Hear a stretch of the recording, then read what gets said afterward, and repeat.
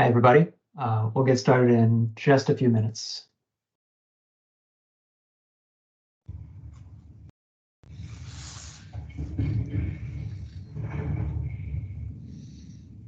Can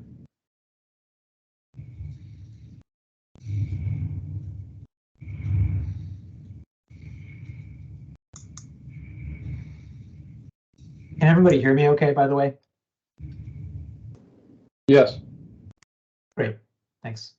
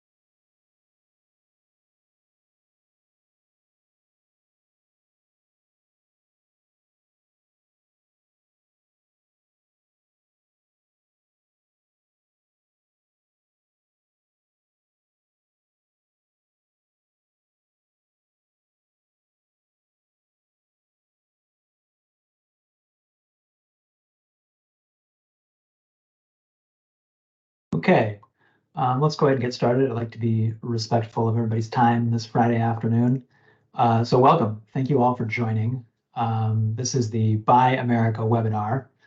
I know this is a topic that many of our recipients are really interested in. So I hope that this presentation will be informative for a lot of you. I know for many of you, this might be your first time dealing with federal grants in general, let alone Buy America requirements. This is also, as you might know, PHMSA's first grant program that has Buy America requirements attached to it. So we're very excited to be here and giving this information out to you. My name is Paul John Coral. I'm a grants attorney at PHMSA, and I'm one of the people assisting with the NGDISM program. So I'm very excited to be here with you all today. There will be a Q&A session at the end, so there will be time for questions. So if you could please hold your questions until the end, and then I'll do the best I can to answer them for you. So without further ado, first I'd just like to go over some preliminary points here. The purpose of this presentation is to provide kind of a general overview of Buy America requirements that are applicable to PHMSA grant programs. There's a lot of kind of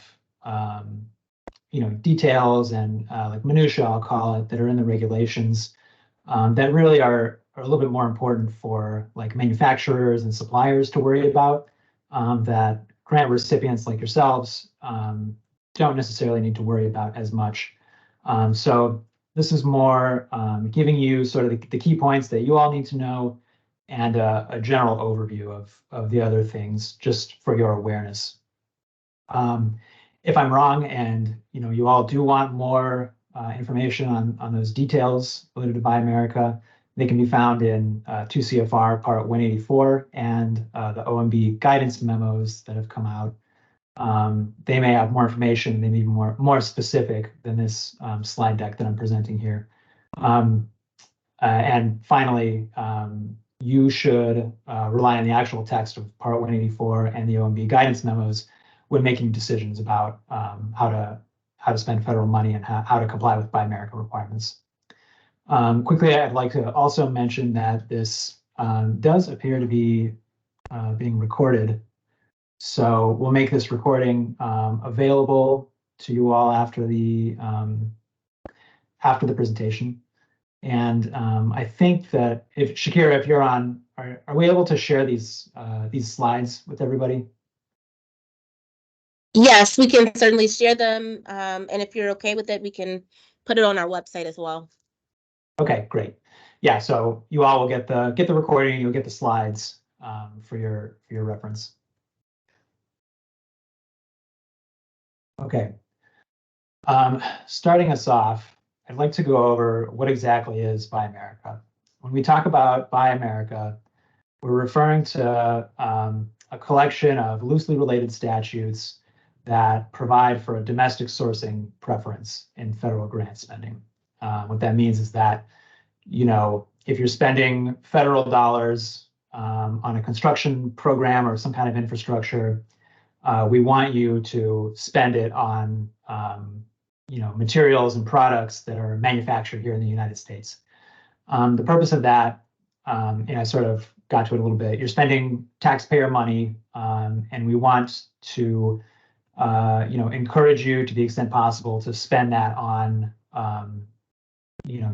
U.S. businesses and products that are made in the U.S. The other goal is to send market signals to companies that may not make their products in the U.S. To sort of tell them, hey, if you bring your manufacturing facilities, here to the U.S., you'll have a there's this market here for you of federal grant dollars that you'll be able to take advantage of. A couple more important points about Buy America generally. There are different statutes that apply to each not only DOT administration, but each federal agency. So what that means in practice, and we'll talk about this a little bit later, is that there are sometimes different requirements that apply to different federal agencies and even different DOT administrations. So what that means in practice is that FHWA might have slightly different requirements than PHMSA does, or FRA might have slightly different requirements than PHMSA does. So what we'll go over today is the requirements that apply to PHMSA and PHMSA's grant programs.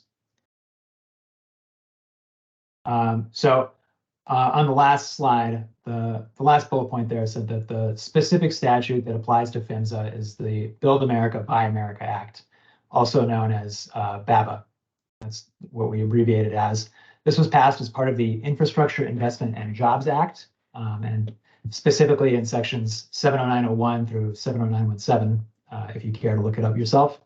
And what it says is that the head of each federal agency shall ensure that none of the funds made available for a federal financial assistance program for infrastructure may be obligated for a project unless all of the iron, steel, manufactured products, and construction materials used in the project are produced in the United States. In simple terms, this means that if you have federal grant funds for an infrastructure project, you have to use U.S.-made materials. So these requirements are further implemented in 2 CFR Part 184 and OMB Guidance Memo M2402, which came out just a couple of months ago. Important note I'd like to make here, we previously had a separate guidance memo from OMB that was numbered M2211. However, that one is kind of defunct now. M2402 sort of explicitly says that M2211 is no longer good and that this new one supersedes M2211. So we've kind of moved on now to the era of M2402. So what that means for you all is you should no longer be relying on M2211.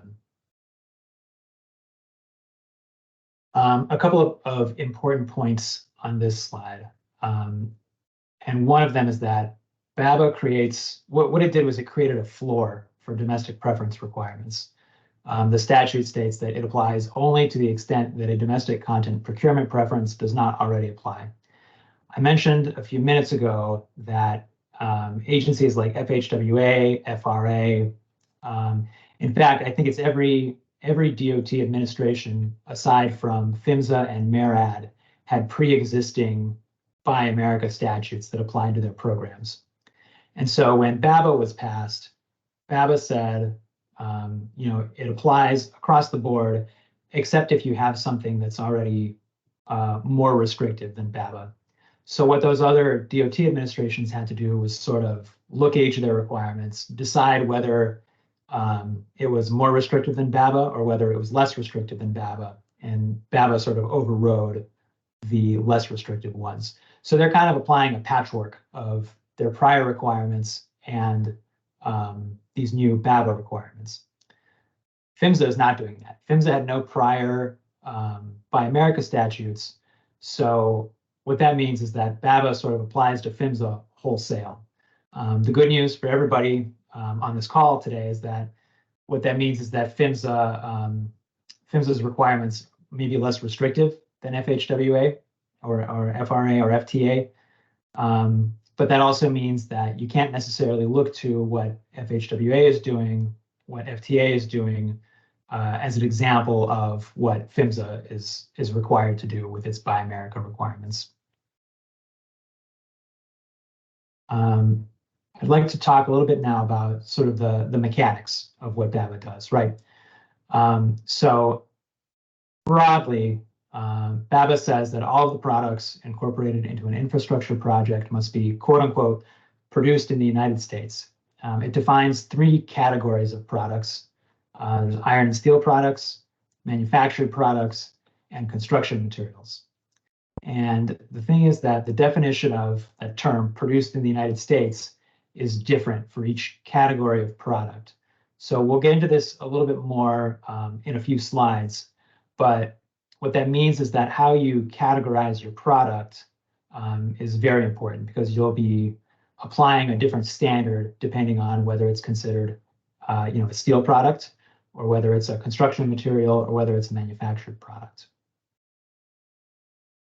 On the other hand, here's what BABA doesn't do. It does not apply to products that are not permanently affixed to the infrastructure. So, BABA applies to pipes, it applies to meters, it applies to regulators, things that are kind of permanently there. It doesn't apply to the tools you use to install those pipes. It doesn't apply to the equipment you use, the excavation equipment you use to dig up the pipes. It doesn't apply to anything that isn't sort of permanently attached to the ground.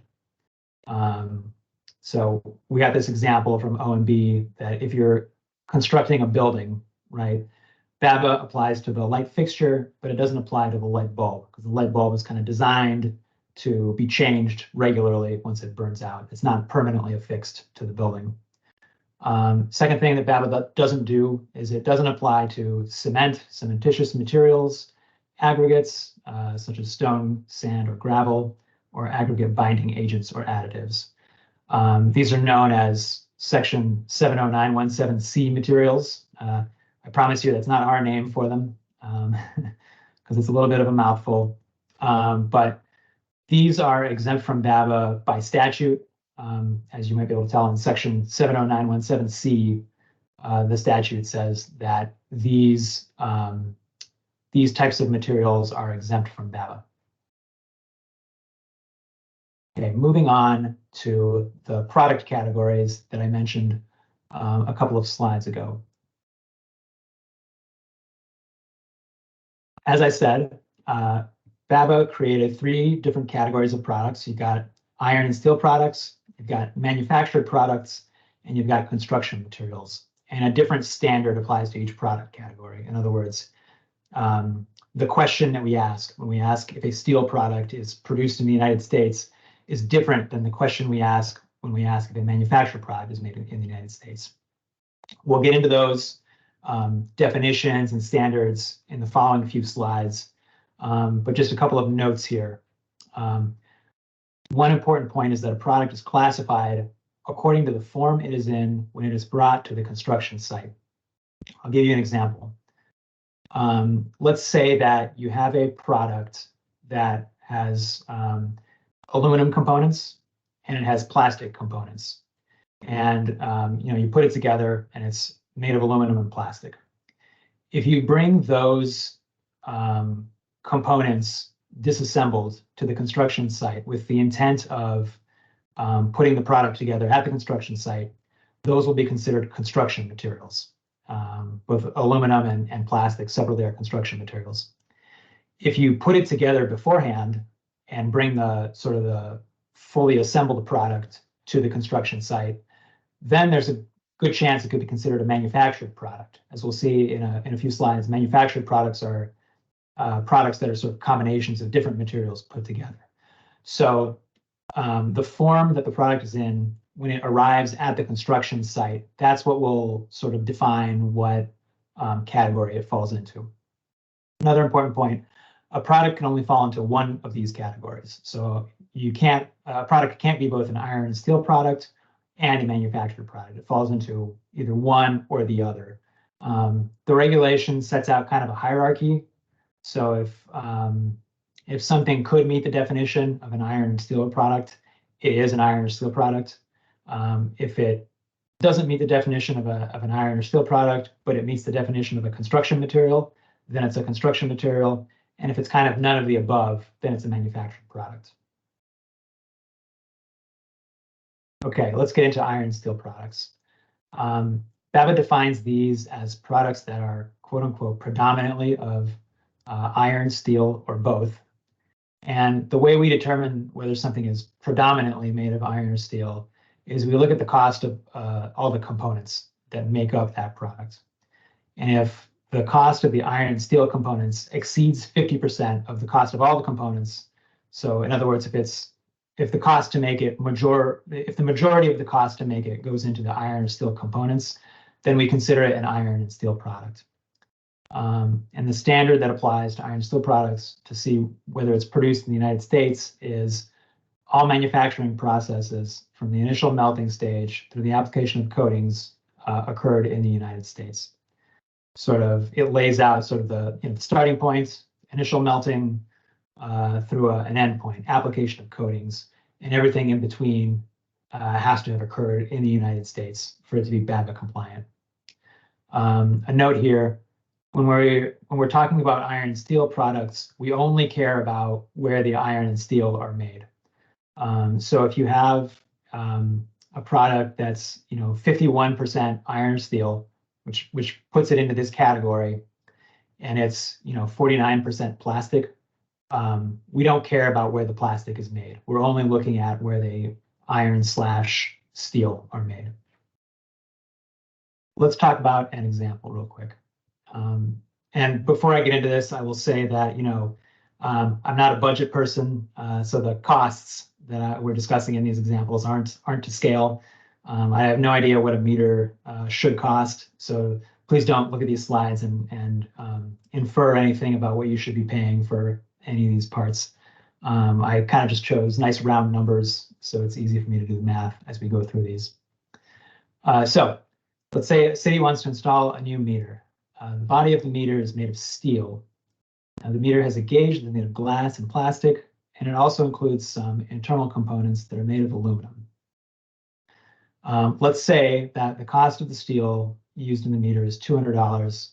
The glass costs $30, plastic costs $20, and the aluminum costs $100. So if we look at all of the costs of those components, we'll see that the meter falls into the iron and steel product category because the cost of the steel that's used in the meter is greater than 50% of the total cost of the components used in the meter. So here the cost of the steel is $200. We've got $350 that goes into all the components of the meter. 200 divided by 350 is about 57%. So it falls into the iron steel category. So after we've determined that it falls into the iron/steel category, the next step is applying the standard we just talked about to it. So let's say the ore that is used to make the steel for the meter is mined outside of the US, or is shipped to the US, or it is melted, processed, and cast into the parts for the meter. The glass, plastic, and aluminum used in the meter are produced wholly outside of the US, non-US made components. But because this is an iron and steel product, the meter is compliant because all the manufacturing processes for the steel, which again starts from the initial melting of the ore, all of those processes were performed inside of the United States. And again, for iron and steel products, we don't care whether the glass, plastic, or aluminum were made. The domestic preference applies only to the iron and steel used in the product.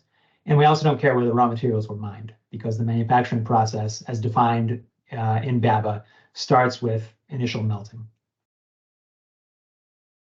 All right, the second category of products is manufactured products. As I mentioned, these are, I kind of think of this category as a little bit of a catch-all in that it's, if it doesn't meet the definition of an iron steel product, and if it doesn't meet the definition of a construction material, which we'll get into a little bit later, then it's most likely going to be a manufactured product. The sort of official definition of these are that products that are not predominantly iron or steel and have been either processed into a specific form or shape, or combined with other materials to create a product with different properties than the individual components. So again, the way I think of these is they are combinations of two or more different types of materials, aluminum and plastic, plastic and wood, steel and wood, and they don't meet the definition of either of the other two categories. These are produced in the United States if, and this is kind of a two-part standard. So if the cost of the components that are produced in the United States is greater than 55% of the total cost of all components used in the product. And number two, the end product itself has to be manufactured in the US. So when we talk about components, we're talking about the parts that are sort of the immediately preceding step to the end product. If we're talking about, a meter again, where was the, immediately before it becomes a finished usable meter, the manufacturing step right before that, where were those components made? And similarly, when we're talking about the end product, we're talking about where was the, the finished usable meter finally put together. A note here, which I've covered several times already. If the product meets the definition of an iron and steel product or a construction material, then it cannot be a manufactured product. Let's do another example. Let's say we have the same city, but they've decided that the steel meter is too expensive and they want to use a different meter that has an aluminum body. It still has a gauge that's made of glass and plastic, and this time it has some internal parts that are made of steel. In terms of the costs, let's say the aluminum costs $150. The glass and plastic, again, cost $30 and $20. And let's say the steel costs $50. So this meter is going to be a manufactured product because it consists of multiple types of materials. We've got aluminum, glass, plastic, and steel in there. And they've been combined to create a product with a different function than any of the components could have individually. Important thing here, the meter is not an iron and steel product because the cost of the steel only makes up 20% of the total cost of the components of the meter. We're looking at $50 divided by 250.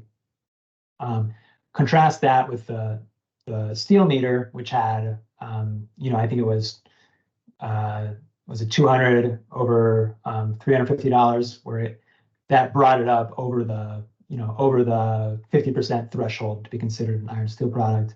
Not the case here. It's only 20%, so this is considered a manufactured product. Okay, let's say that the aluminum that's used in the meter is produced entirely in the US. The glass, plastic, and steel are produced entirely outside of the US. Let's also say that the manufacturer of the final meter is a US company. However, its plant is located in Mexico, outside of the US. So the manufacturer has the aluminum, glass, plastic, and steel sent off to its facility in Mexico to complete the final assembly of the meter. Ultimately, that makes this meter non-BABA compliant, because even though the cost of all the US-made aluminum makes up 60% of the total cost of all the components, so it meets that first part of the test, which is the components made in the US have to be greater than 55% of the total cost of the components. Even though it meets that part of the test, it fails that second part of the test, which is that the final end product has to be assembled inside of the United States.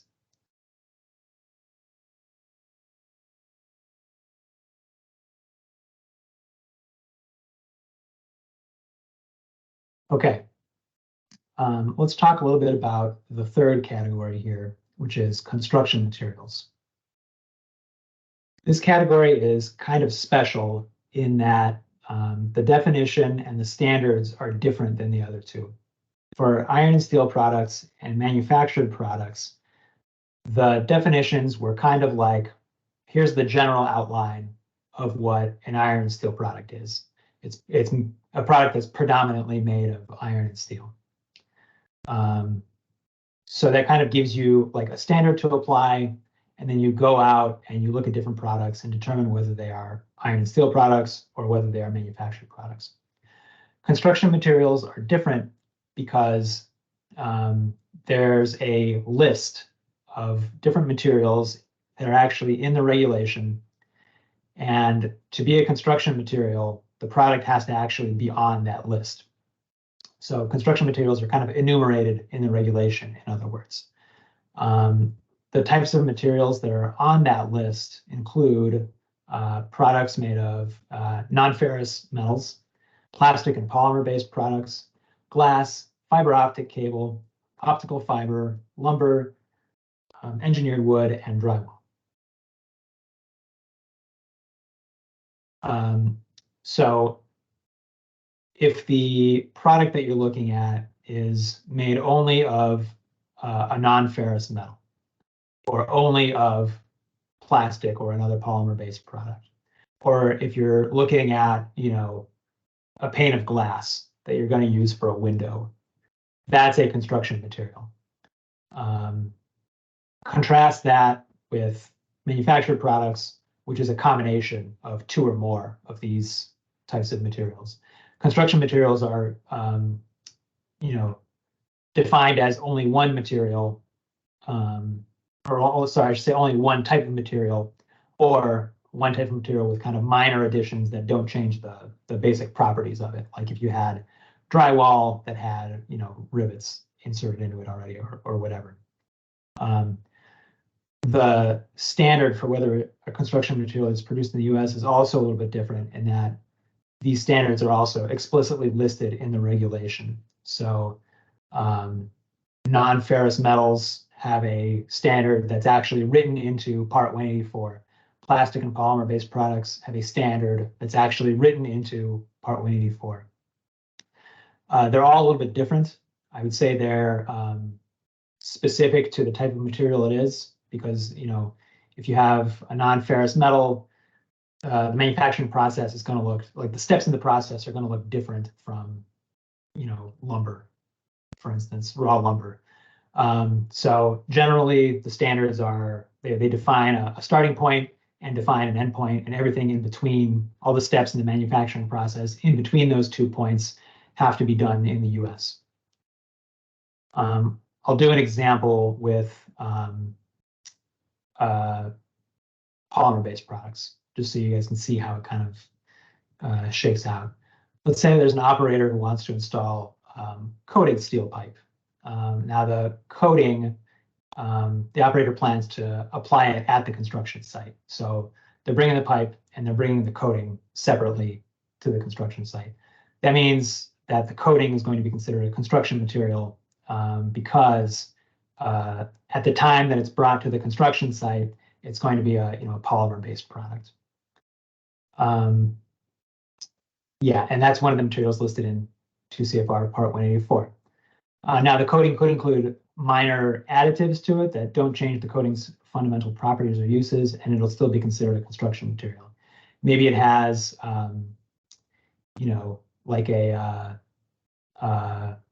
dye added to it that makes it blue, so you can tell where you've put the coating on. But the additive maybe doesn't affect the protection that the coating offers to the steel pipe. So the standard for plastic and polymer-based products is that all manufacturing processes, from the initial combination of constituent plastic or polymer-based inputs, or where applicable, constituent composite materials, until the item is in its final form, occurred in the United States. And if all of these steps occurred within the US for the coating would be considered BABA compliant. So again, the standard for plastic and polymer-based products kind of sets out a starting point and it sets out an end point. And all of the steps in between those 2 points have to have occurred in the US.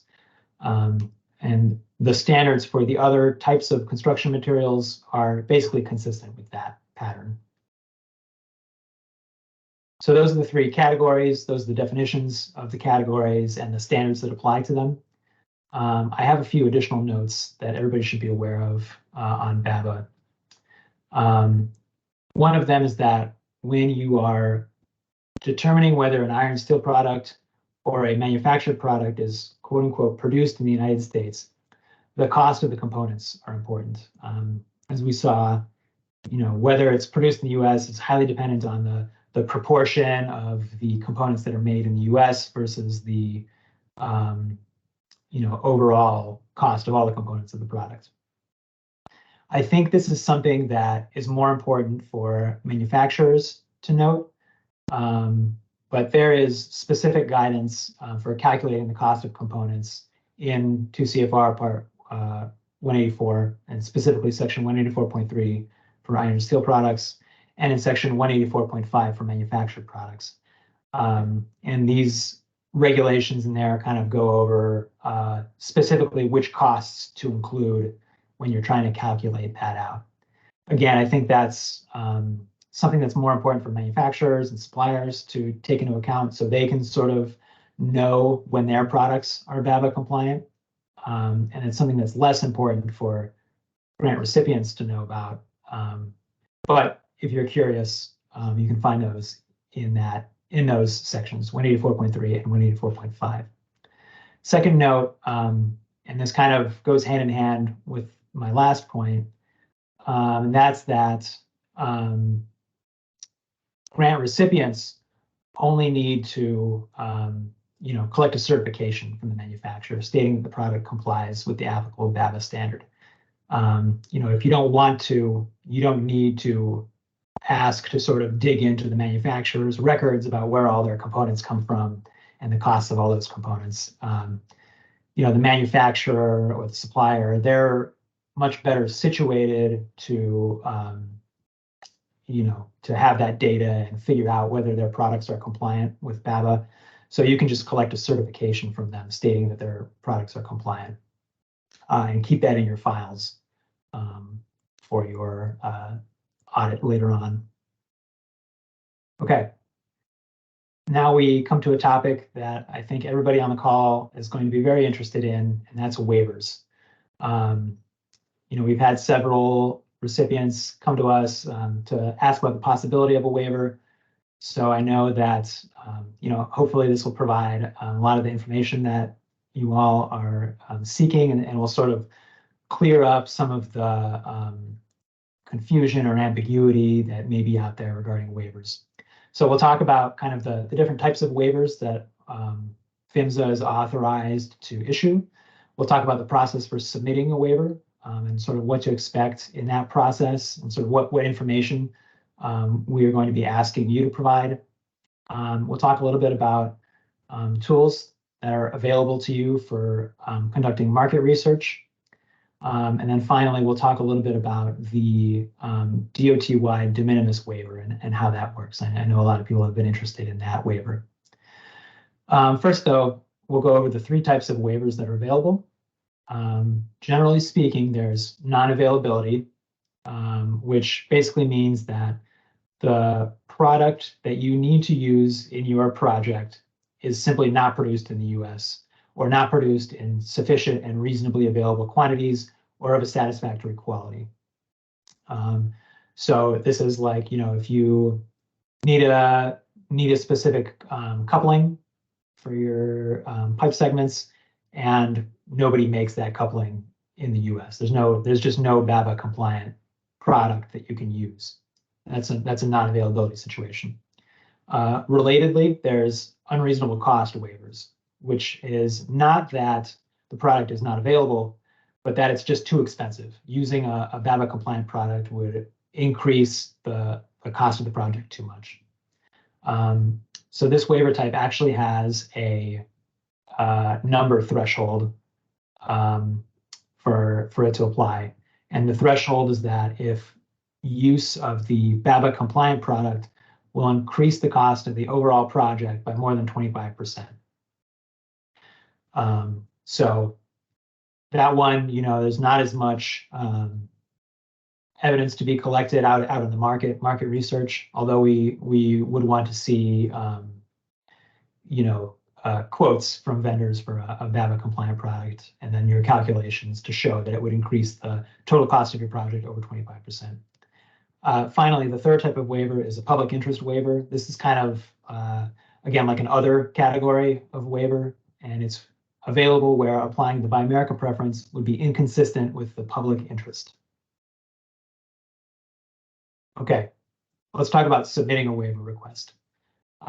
This slide kind of lays out the steps that we want to go through when one of our recipients wants to request a waiver. The first thing that we'd ask you to do is set up a phone call with us to sort of discuss the possibility of a waiver.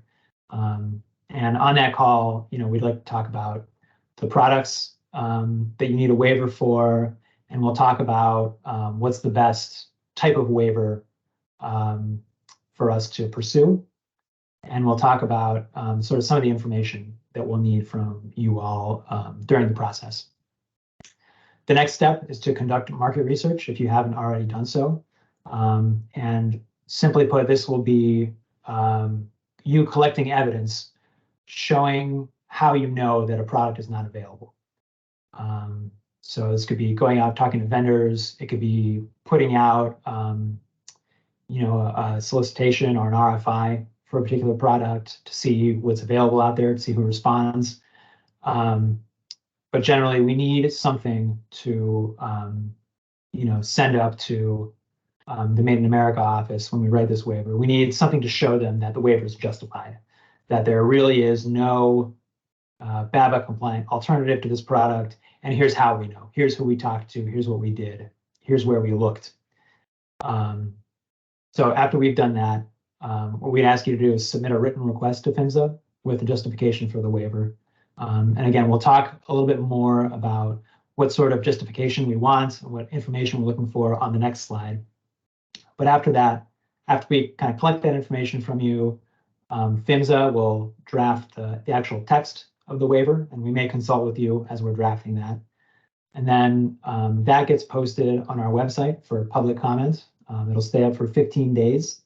And that's to allow people to sort of see it and respond to it. If there's anybody out there who we missed during our market research who wants to sort of chime in and say, hey, actually, I can make this in the US. I can make a BABA compliant version of this product. That is to give them the opportunity to do that. After that public comment period, we'll look at comments if we received any, consider them, and then issue a final waiver in conjunction with the Made in America office up at OMB. All right, I promised we'd talk about waiver justification. So what the written waiver, this is this is talking about the step that we ask recipients to submit a written waiver request to PHMSA. Now that can be in the form of a letter or like a memo addressed to PHMSA, but we wanted to sort of lay out which type of waiver you need, a description of the products that need a waiver, including like how much they cost and the country of origin of the product that you want to use if you know. And I always say that a narrative description of the product is probably best. I'm not a pipeline engineer. I don't necessarily know what a particular part that you want to use is used for. So if you could provide like a paragraph just describing what the product is, what it's used for, sort of where it fits into your project, to help us understand, and frankly to help Made in America office understand, because I can guarantee you they're also not pipeline engineers. So we just need that sort of helpful background to be able to explain what this product is, and it helps give some added persuasion to your waiver request. Next, we really the meat of the waiver request is how do you know that a BABA compliant alternative is not available, or if you're seeking an unreasonable cost waiver, how do you know that using a BABA compliant product will increase the cost up above 25%? So you would do this by, as we discussed, doing market research, calling vendors, asking their prices, or asking if they can supply a BABA compliant product, putting out an RFI. There are really a variety of methods that you can do the market research, but we really want that to be in the waiver request so we have it and we can send it up to OMB. Also, last point here is, what is the impact if no waiver is issued? Is it the case that if you don't get a waiver, will you be able to complete the project? Or if you're asking for a waiver to use a specific product for standardization purposes, because you use the product across your entire system and you want to make sure that this PHMSA funded segment is consistent with what you have elsewhere, is there going to be a safety or an efficiency impact if you use a different product that might be BABA compliant versus the one you've used across the rest of your system? So what's the impact on your project or on your city or on your distribution system if a waiver is not issued? And we ask that you please include as much detail as possible. We are committed to helping our NGDISM recipients get the waivers that they need, because everybody on this call wants to complete the project, right? And if you need a waiver to complete the project, then you need a waiver. But we need to be able to sort of make the case to the Made in America office and also the public, when it goes out for public comment, that the waiver is really justified. So the more detail that you include, that really helps us a lot in making your case that issuing this waiver is justified. And some of the information that we would want to see is, for example, who conducted the market research, how did they conduct it, when was it conducted, who did they talk to, what sources did they consult, things like that. Little details like that are really helpful when we are sort of writing the text of the waiver. Another thing is that I kind of skipped over this a little bit, but the waiver justification is probably going to be very fact specific. The content of it will really depend on the type of waiver you're seeking and the results of your market research. So again, the more individualized details you can provide that are specific to your project and your issue and your product that you need a waiver for, the better. Now, in terms of market research, there are some tools that are available to help you. And one of those tools is the NIST Manufacturing Extension Partnership, also called NIST MEP. They have a service called Supplier Scouting, where you can kind of go on their website, submit a supplier scouting request. You give them, what product you're looking for, your specifications that you need, and all that. And they have a network of domestic manufacturers that they're sort of connected with, and they'll put your product out there to their network, and they'll say, hey, is there anybody out here who can make this in the US so that it's compliant with BABA? They'll do that, and they'll get back to you with a list. If anybody says, yes, I can make this in the US, they'll give you a list of manufacturers or suppliers who can make that. And then you can go and talk to those suppliers to see if they can provide you with a BABA compliant product. So I've included a couple of links here. I'd like to just kind of look at these real quick so we can see just what kind of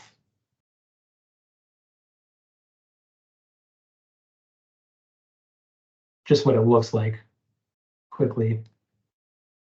So here's kind of the doesn't look like much, to be honest, but this is the web page where you kind of submit your supplier scouting request. And then there's another page that I have linked here, which has an overview of their supplier scouting service. This has all sorts of information about it. It has, some guidance on Buy America. If you have questions, you can submit them here.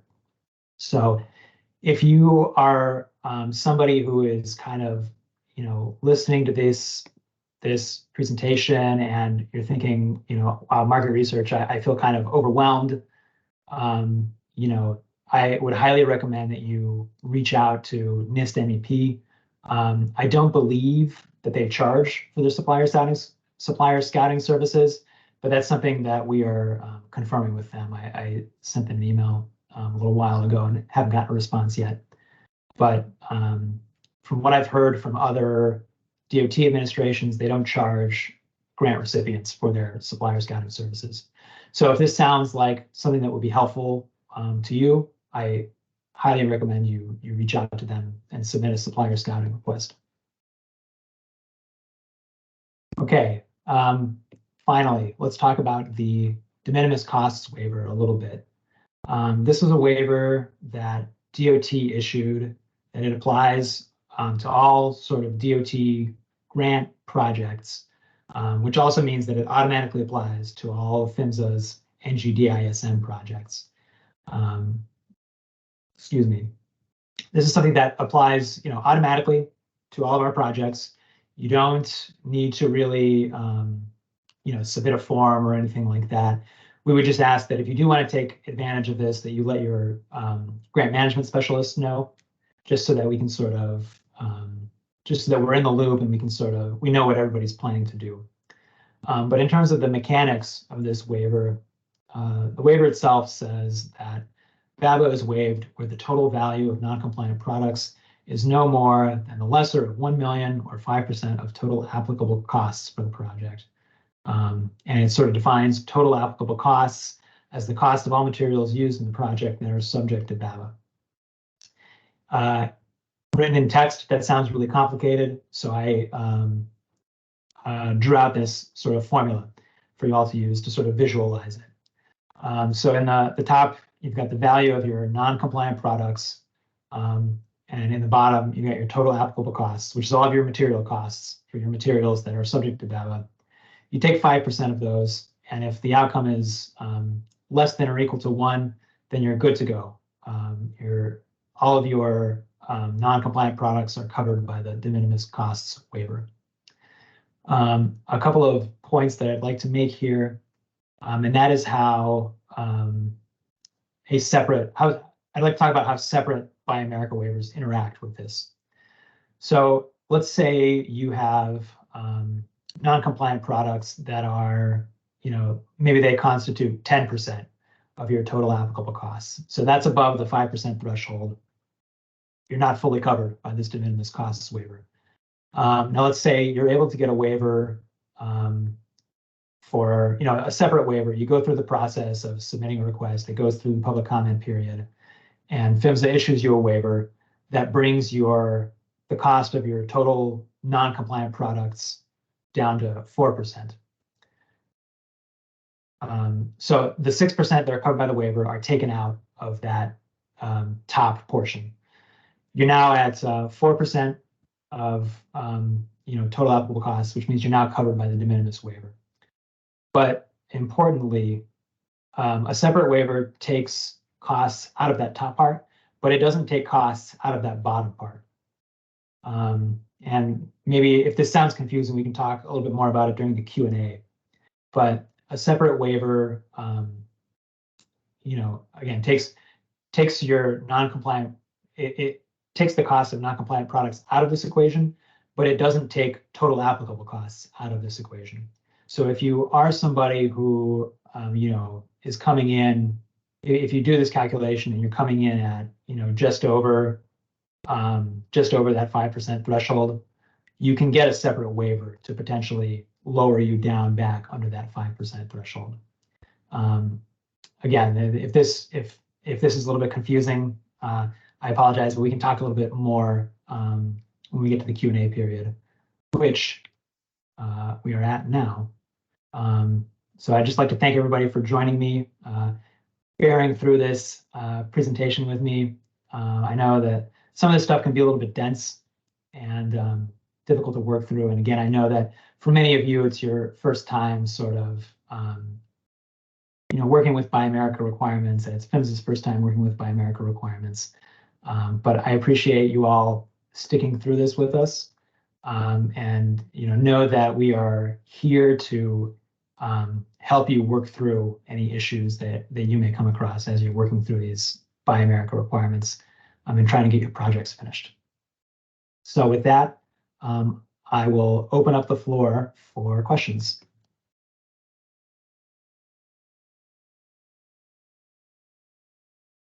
Yes, Barry. Hey, Paul, thanks for the details there. That was very helpful. You did mention at one time that manufacturers can issue a certification of their compliance.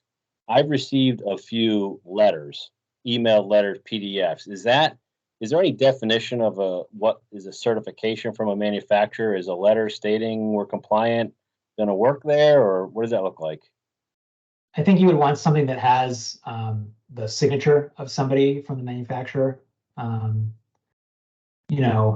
If they are telling you that they're compliant in an email, maybe that's okay for you to kind of,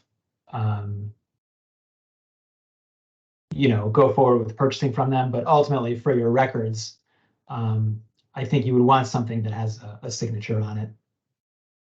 Okay, usually I might have misspoke. It's usually a PDF attachment. Might have a digital signature on there or not. It's okay. Not really an email per se. It's more of a PDF attached to an email.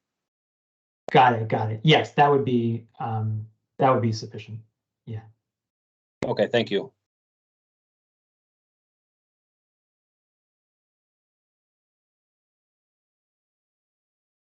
Okay.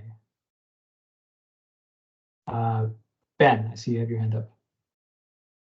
Yes, sir. Thank you again for the time and opportunity that you're providing everyone here. So sorry, it looks like it's locking me out there. There we go. As far as my camera, is there opportunity? I know you mentioned like with some of these waivers being applied for, where you'll post them on the site.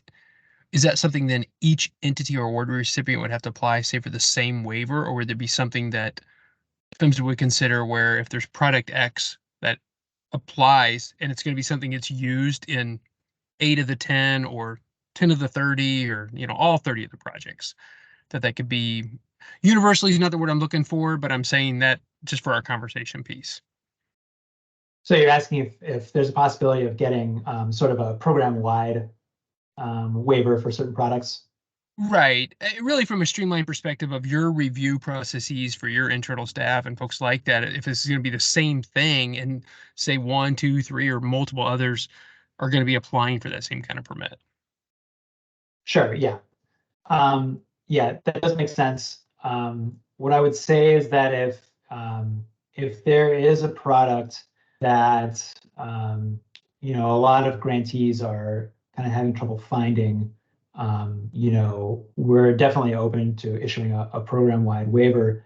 What I will say is that we haven't necessarily seen sort of the justification for that yet. And what I'll say is that we have received, lists of products that you all are having trouble finding BABA compliant, versions for. And we've received that from, a few of you. And there are certain products that kind of recur on those lists, right? I've seen couplings, I've seen meters, and there may be one or two other products that sort of are repeat offenders, so to speak, on those lists.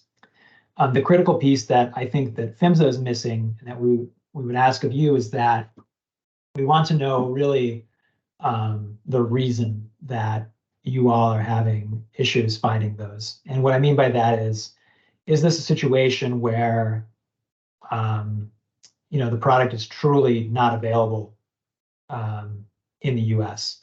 In other words, is this a case where you need a coupling and nobody makes couplings in the US? Or is this a case where you want to use a specific type of coupling because you want to standardize across your system? Now, for the first scenario, yes, absolutely. It would be definitely justified for there to be a program-wide waiver in the event there's a product that is just not made in the US and nobody can get their hands on it for that same reason. But there's just no US made product out there. If it's something that's more like for standardization purposes, that's a little bit different because different recipients might be wanting to use different products and for different reasons. And it's difficult, I think, it would be difficult to sort of capture that justification for everybody across the program in one document like that. I think a scenario like that is likely to be more specialized and fact specific to that particular grant recipient. So either way, what I would say is if you want, if you are looking for a waiver, send us, sort of a description of why you need the waiver and what your reasons are for seeking it. And if it turns out that there's a product out there that's just not available, then absolutely we'll look into doing a program-wide waiver for that. If it's something that's for standardization purposes, that's I think remains to be seen. If there are a lot of people who want to use the same product because they're standardizing across their system, maybe we could do a program-wide waiver for that. But my sense is that might be a little bit more of like an individualized inquiry, if that makes sense. It does. Thank you very much. Appreciate the explanation. Sure.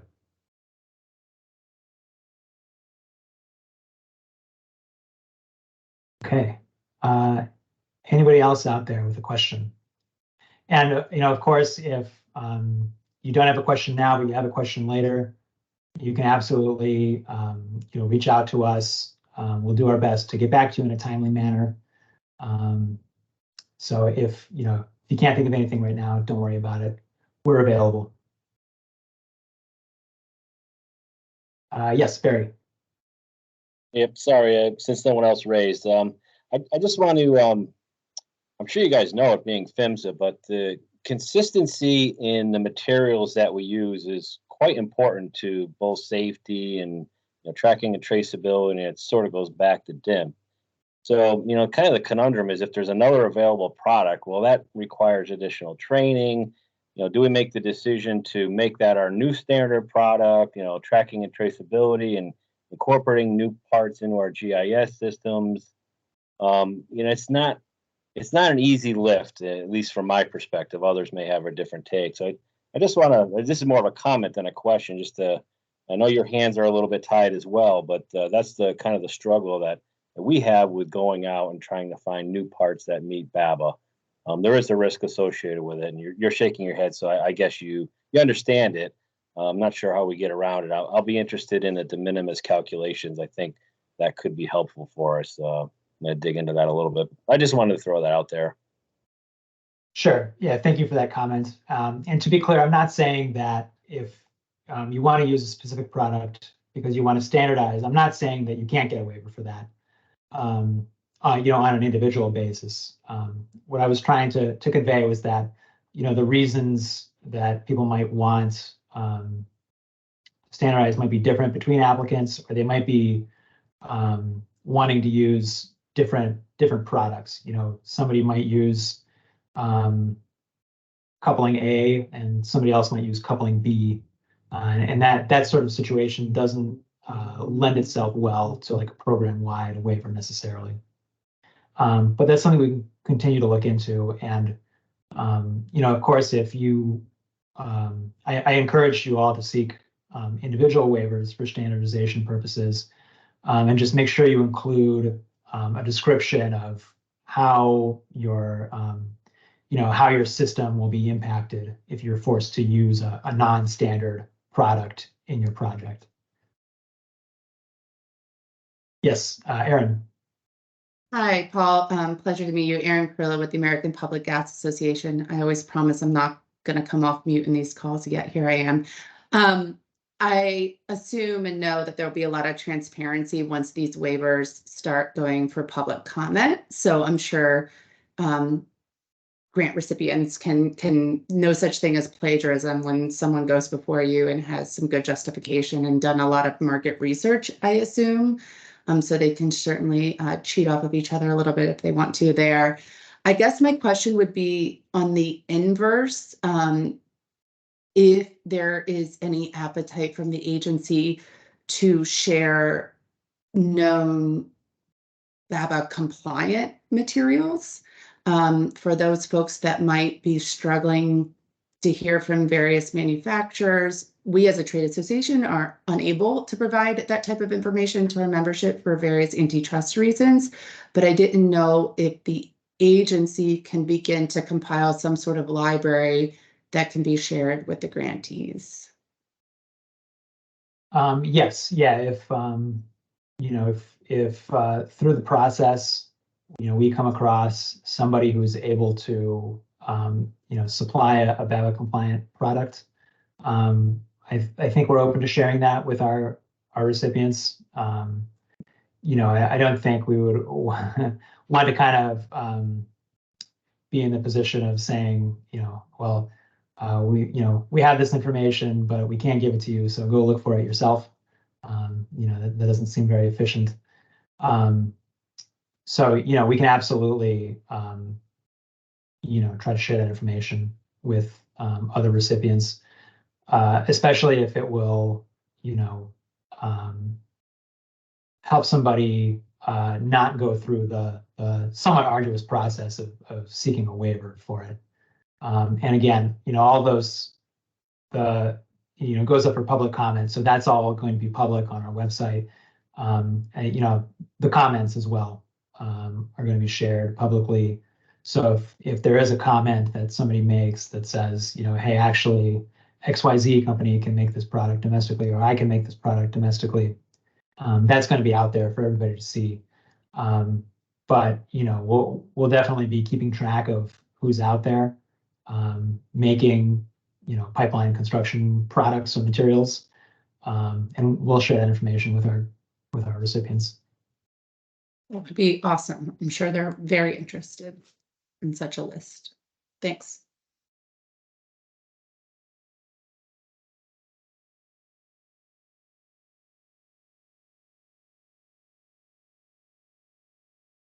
Okay. David Love asked in the chat, has anyone found BABA compliant valves, regulators, and meters?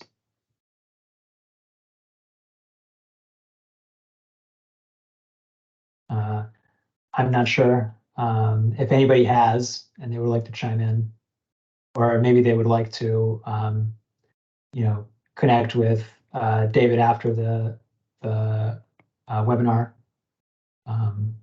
We can connect them with David.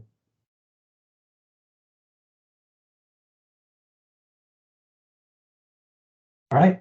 If there are no other questions, I'd just like to thank everybody again for being here. I hope the presentation today was helpful. And again, if you have any other any other questions that you think of, please feel free to email us. We're around. We're happy to help. And I hope everybody has a good rest of your Friday and a great weekend. Thank you again. Thank you. Thanks, Thank you. Paul.